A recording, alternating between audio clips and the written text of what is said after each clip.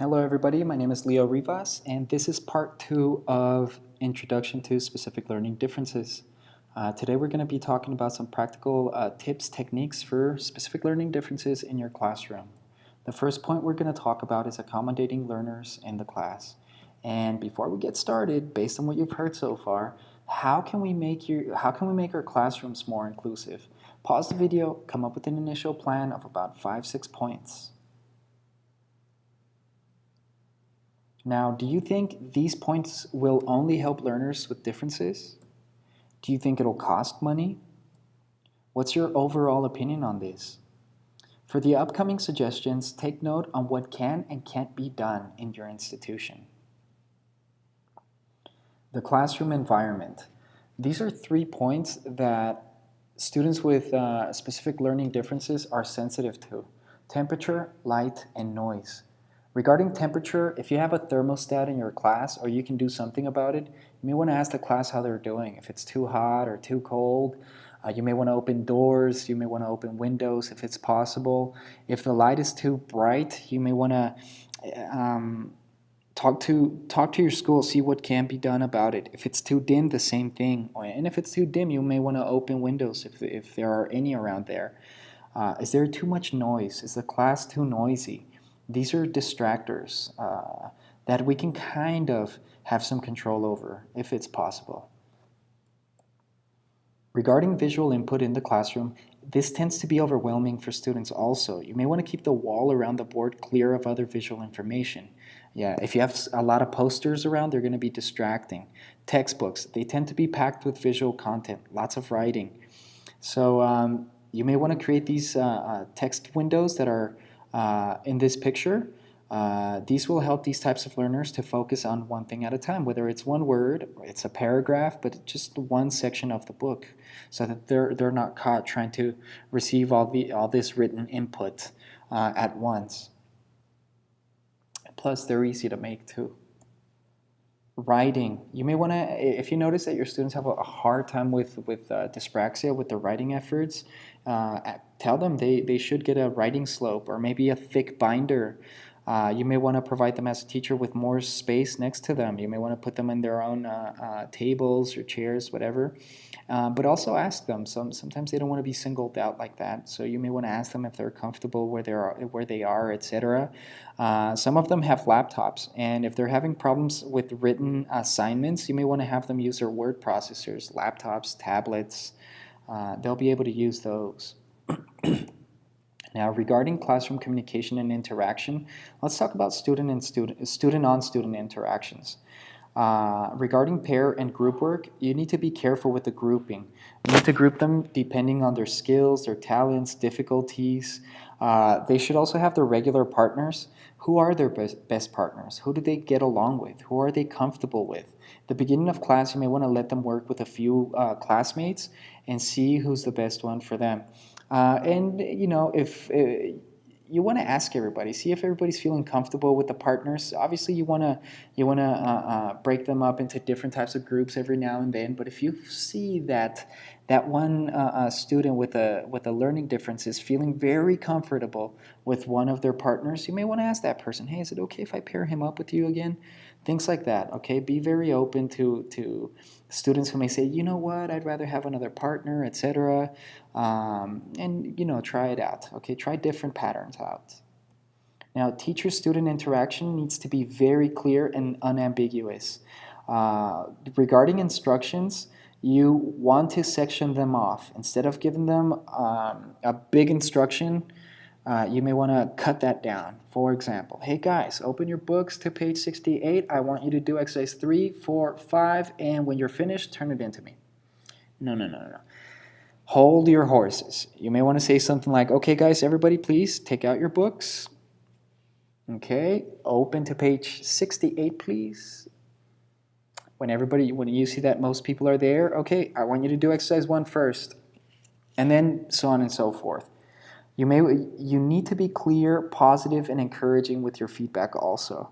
Find something positive to praise them for. Mention any improvement. Show interest and care. Now, I highlighted this one because If these types of learners notice that you care about their learning and that you're not impatient, they'll give you that extra push. They'll give you that extra effort, okay? Whereas if they notice that the teacher's impatient, they may just drop out of your course, your language course. Mention one or two things they can work on, okay? And don't point out every single mistake, error, okay? Also, provide an overview of the class, what's coming, okay? You may want to write this down on the board, your daily plan on the top right-hand corner or something. And also, don't make it so extensive. Write down the main points of what's coming in the class, okay? Everyone benefits from this. As I've mentioned before, break tasks down into small chunks. They can focus on small amounts of information. Remember that. Regarding course content and materials, we don't have a say in what we're going to talk about in class. The content and the materials are already chosen for us. If you have a say in this, good for you, but most of us don't. What you can do, however, is break down big tasks into smaller ones. Pace the lessons. Don't go so fast, especially if you didn't do effective lesson planning, you're going to be cramming at the end. That's horrible for everybody, especially these types of learners. Do lots of reviews and lots of recaps, okay? For example, at the end of the class, you may want to ask one or two people what they just saw, okay? The next class, you may want to review what was seen a couple classes before.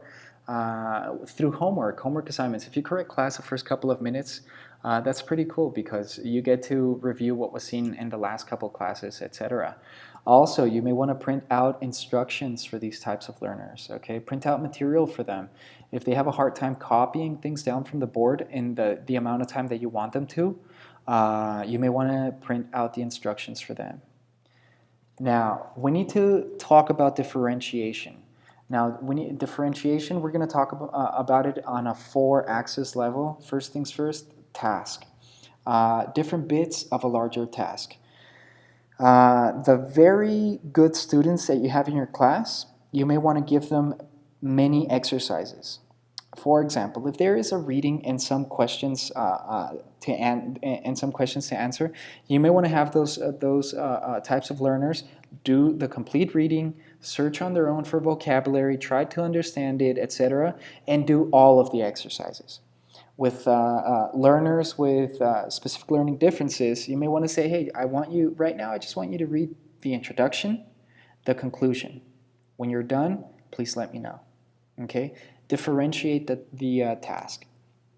We need to talk about it in terms of material.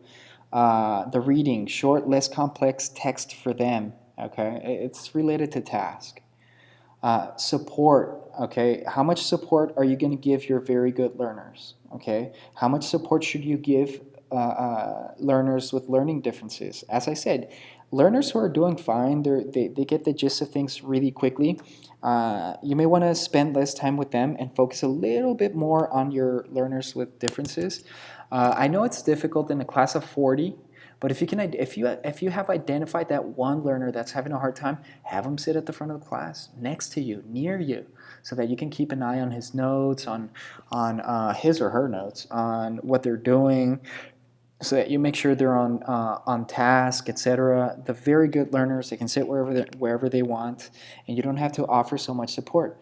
Now, this is where coordination comes in and where tutoring programs come in. If you've spotted a learner with differences, I highly recommend that you talk to your institution and develop a tutoring program for them.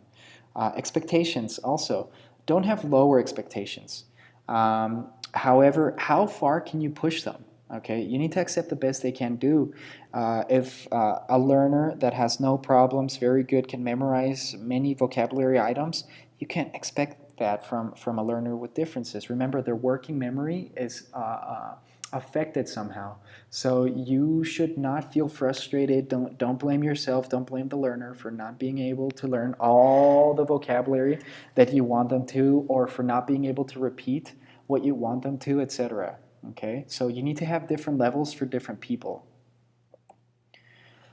Independent study skills. Now, you need to train them on memory strategies. Now, the scope of this presentation is light. It's an introduction, so I can't get too deep with these things. But memory strategies, for example, making flashcards, remember that. Help them with their time management.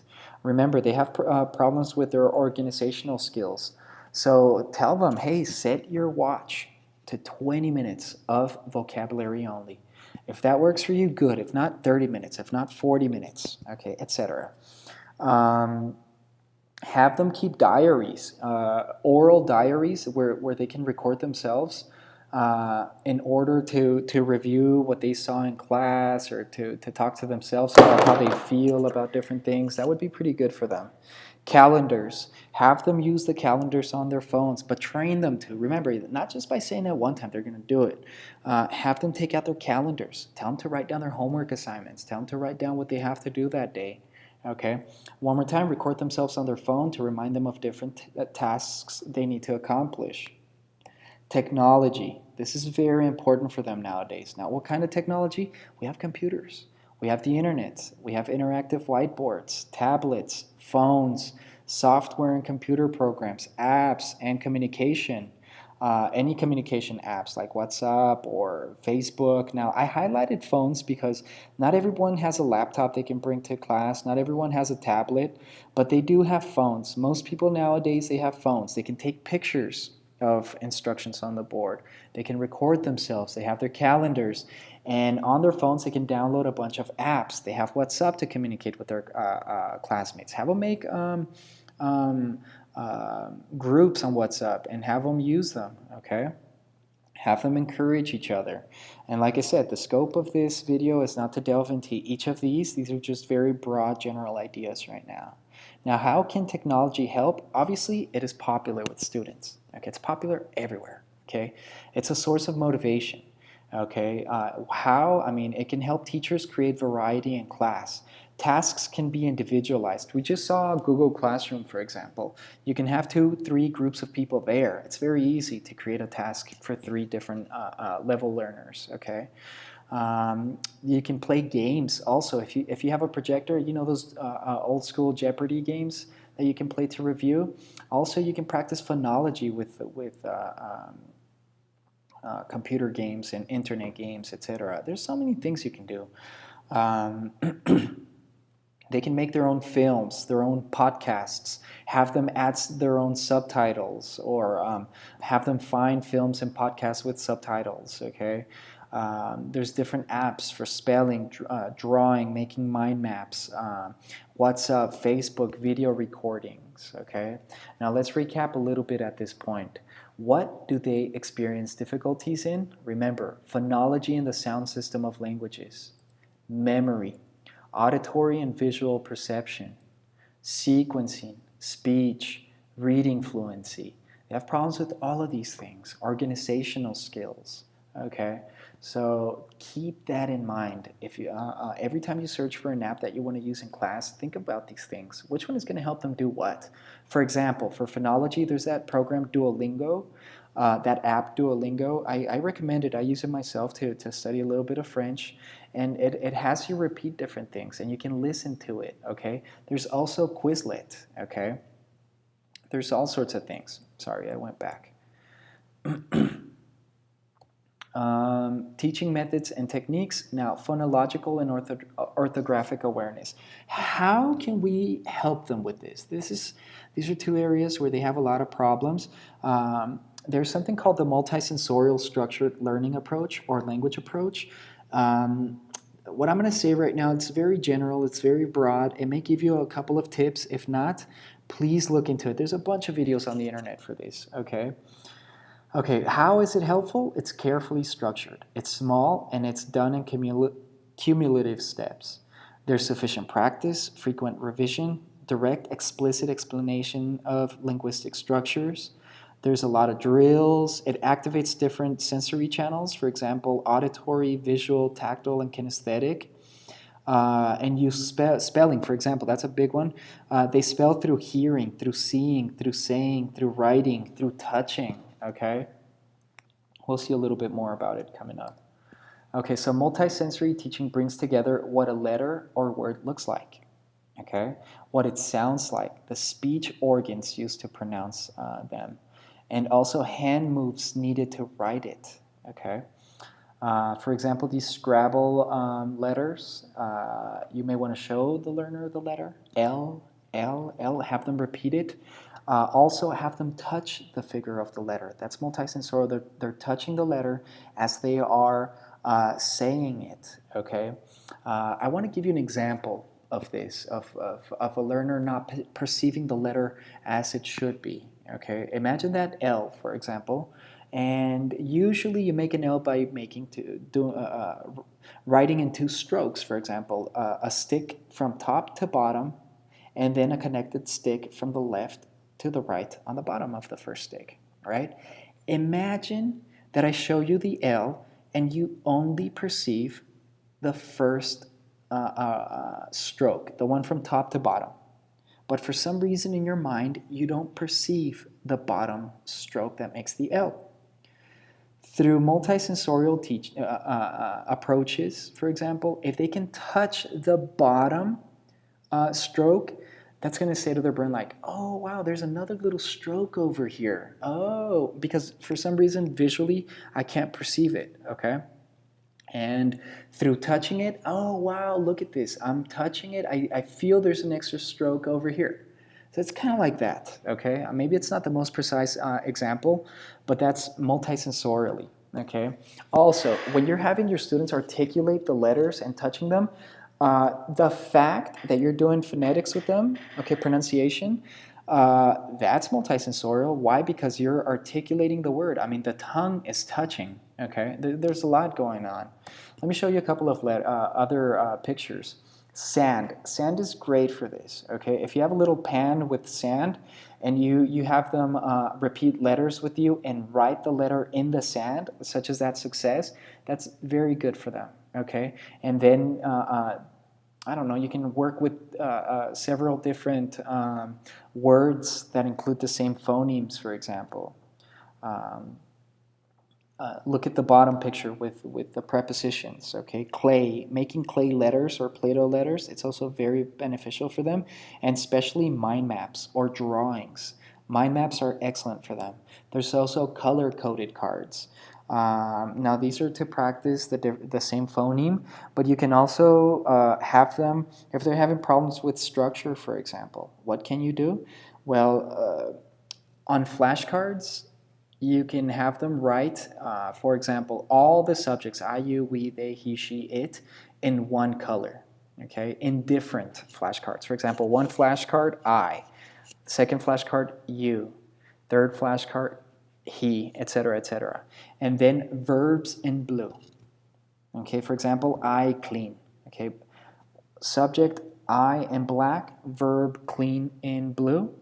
And then when you get to the third person, he clean, you may want to have them write on a separate flashcard the S in red, okay, so that they can play with the third person S. And it's not only good for them, it's good for everybody. And also it's fun to use in class. Now, to raise phonological awareness, we need to be differentiating between sounds. Now, this is something that's difficult for them. Sometimes they ask you for the pronunciation of a word, and when they repeat it back to you, it's difficult for them. So they have problems differentiating between sounds. They have problems dividing words into syllables and sounds, adding or removing sounds to form new words, sound letter correspondence, moving from larger to smaller sound units, whole words, syllables, individual sounds. They have problems with these areas.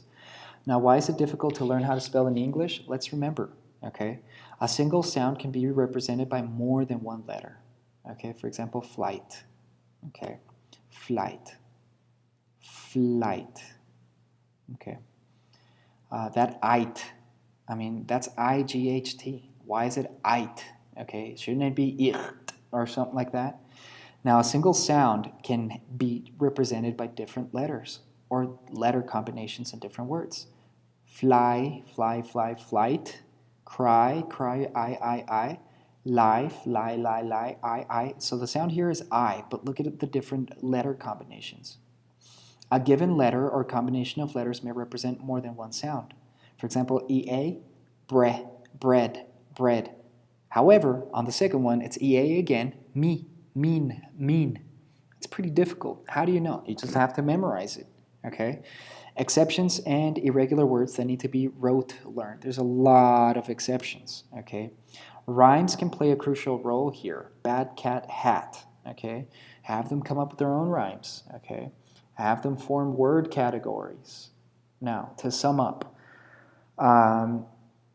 there are different combination of multisensory and explicit spelling. Combination of multisensory and explicit spelling can be great for students. Students with specific learning differences need clear explanations, direct presentation of rules. What does that mean? Be explicit. Subject plus verb plus third person s, whatever. Or subject plus verb to be plus ing plus whatever. Those types of rules are very beneficial to them. Do lots of repetition and do lots of practice as much as you can. You can't spend your whole life in one topic, but that's why I'm all for what do you call them? Tutoring programs. Okay, I think I have some videos. Let's see if they work. I embedded some videos here. I'm not sure if they work. Here they come.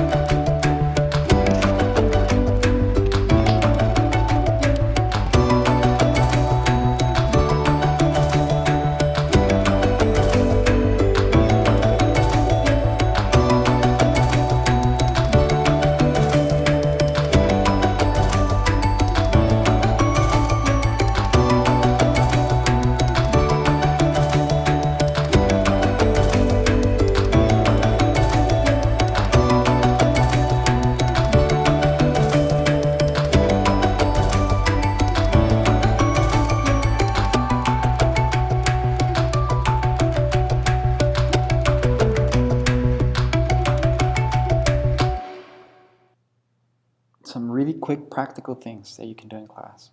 Here's another video. Hi, we're going to show you some fun ways that you can work with your child this summer. For children, they need to know the sounds that are included in words in order so that they can read and write effectively. So we're going to show you some fun ways. You can do all these activities with words, with letters, and with sounds. But with Sophie, we're going to be using words. So this is our first activity.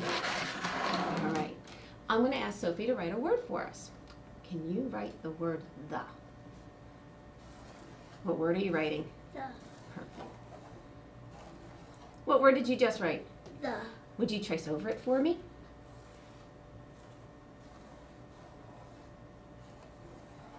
Perfect.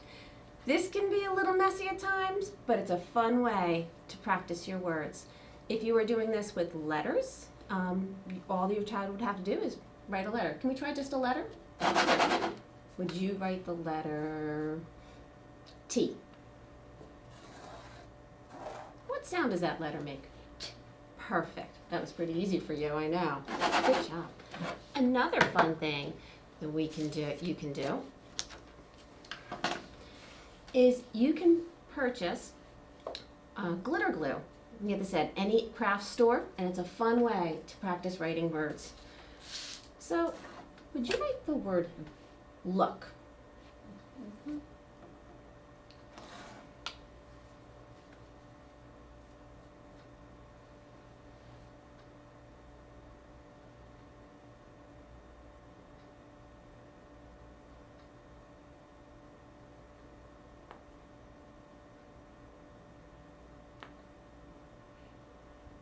What word did you just write?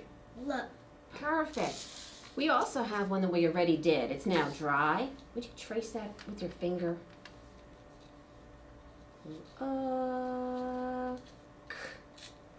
Perfect. Again, it's a fun way to practice your words. You can also do this with letters and with sounds. Anyway, what would you like to know more about? Tell me what you would like to read or see more about so I can upload it to our platform in this case. You can also email me Thank you very much. And remember, I need to give credit, so I took this from teaching languages to students with specific learning differences, and the videos are from YouTube, from different sources. You can always go on YouTube and find your own information. Thank you very much.